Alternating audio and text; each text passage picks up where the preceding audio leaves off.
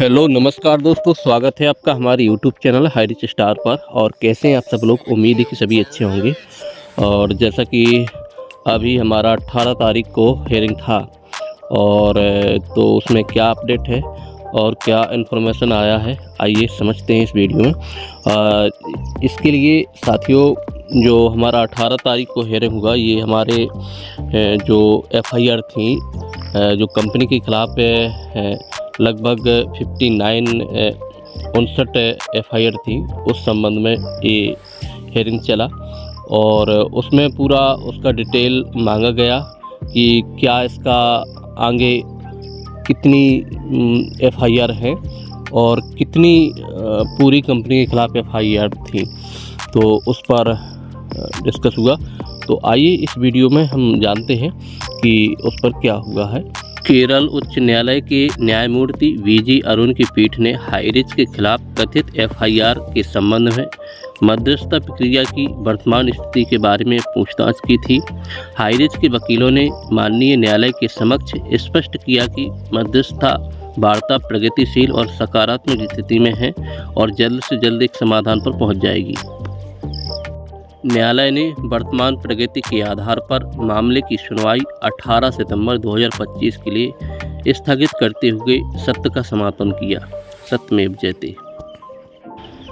मतलब जो हमारा हाईरिच का अभी एक हेयरिंग हुआ था, उसमें माननीय जज के द्वारा एक निर्देश दिया गया था कि आप मध्यस्थता वार्ता करिए। मतलब जो अपोजिट पार्टी है और जो हाईरिच के जो पार्टी है, इन दोनों के बीच में कोई सामंजस्य स्थिति अगर बनती है तो इसमें बन जानी चाहिए, क्योंकि इसमें जितनी एफआईआर है लगभग 54 एफआईआर है या 59 एफआईआर है।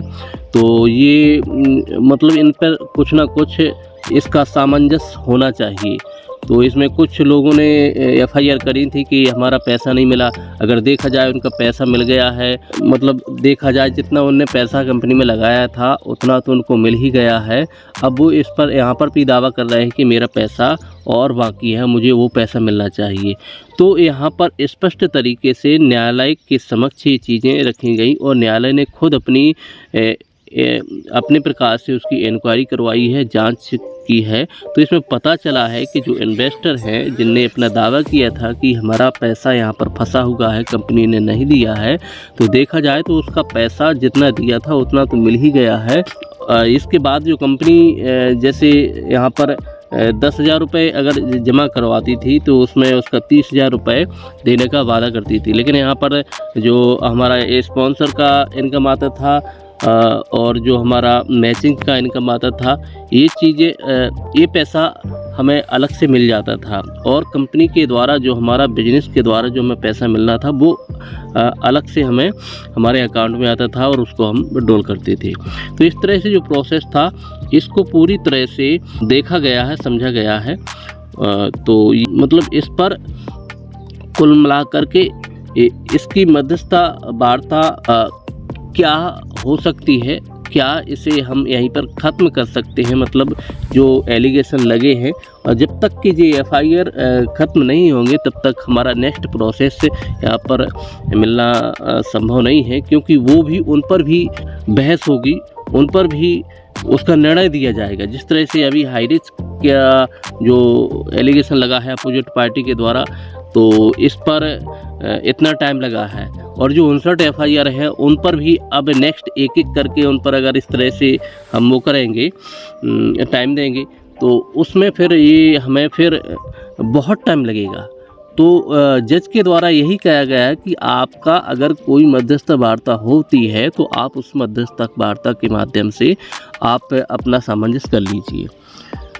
तो ये चीज़ें हमारे लिए सही हैं, क्योंकि ज़्यादा टाइम नहीं लगेगा और इसका निर्णय देने में और कंपनी के पक्ष में जो भी जजमेंट देना है उसको जल्दी से जल्दी हमारे लिए आ सकता है।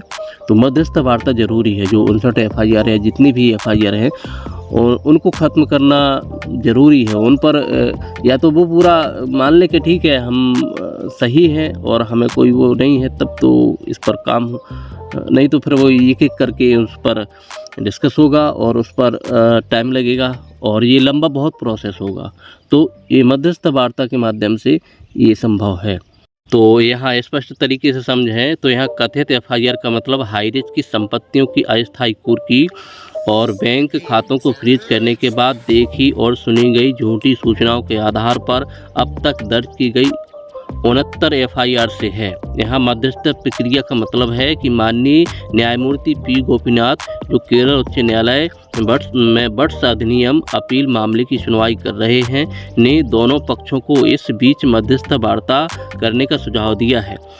हाई रिस्क प्रबंधन और उनकी कानूनी टीम अदालत के इस निर्देश का सम्मान किया और मध्यस्थ वार्ता के माध्यम से अपना रुख स्पष्ट किया। अदालत ने उन लोगों को भी निर्देश दिया है जिन्होंने इन कथित एफआईआरों का मुद्दा उठाया। वे मध्यस्थ वार्ता के बाद माननीय अदालत के समक्ष अपने हलफनामे और जवाब पेश करें। उम्मीद है कि आगामी सत्र में न्यायालय से प्रगतिशील दिशा निर्देश मिलेंगे।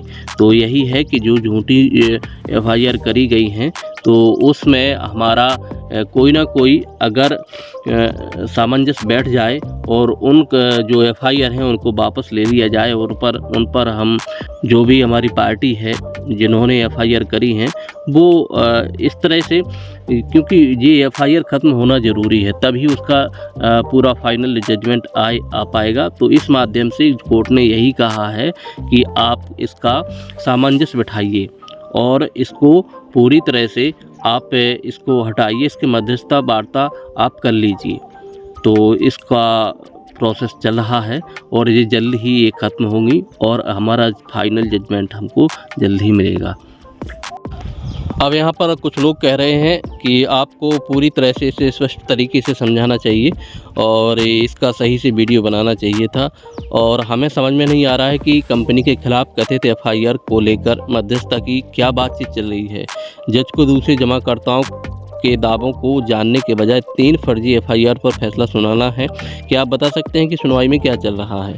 यहाँ पर कथित एफआईआर का मतलब हाई रिस्क की संपत्तियों की अस्थायी कुर्की और बैंक खातों को फ्रीज करने के बाद देखी और सुनी गई झूठी सूचनाओं के आधार पर अब तक दर्ज की गई 69 एफआईआर से है। यहाँ मध्यस्थ प्रक्रिया का मतलब है कि माननीय पी गोपीनाथ, जो केरल उच्च न्यायालय में वट्स अधिनियम अपील मामले की सुनवाई कर रहे हैं, ने दोनों पक्षों को इस बीच मध्यस्थता वार्ता करने का सुझाव दिया है। हाई रिस्क प्रबंधन और उसकी कानूनी टीम अदालत के इस निर्देश का सम्मान किया है और मध्यस्थता वार्ता के माध्यम से अपना रुख स्पष्ट किया है।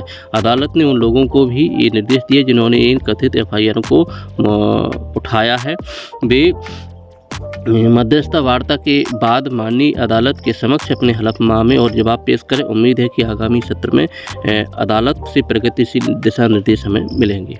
तो यही है कि जो 69 एफआईआर है इनको मध्यस्थता वार्ता के माध्यम से इनको सॉल्व होना चाहिए और इस पर सही तरीके से फिर आगे चल के जो जजमेंट फाइनल जजमेंट मिलना है इस पर पूरा सही से काम हो पाएगा और हमें जजमेंट सही से मिल पाएगा। तो चलिए, जो भी नेक्स्ट में हमें इन्फॉर्मेशन मिलता है आपको देंगे, क्योंकि यही इस हियरिंग में हुआ है और जल्द ही हमें उम्मीद है कि इसका जजमेंट अब आने वाला है, क्योंकि मध्यस्थता जो जितनी एफआईआर की गई हैं इनकी मध्यस्थता वार्ता के माध्यम से इन्हें निपटाने का प्रयास चल रहा है, प्रोसेस चल रहा है। तो इस पर ज़रूर इस पर कुछ ना कुछ हमें पॉजिटिव पे इसका न्यूज़ मिलेगा और जल्द ही इसका फाइनल हमें जजमेंट हमें मिलेगा। तो आई होप आपने इसे समझा होगा और आगे जो भी इन्फॉर्मेशन मिलेगा, जो भी अपडेट मिलेगा, आपको देने की कोशिश करेंगे। चलिए मिलते हैं अगले वीडियो में, तब तक के लिए नमस्कार, धन्यवाद।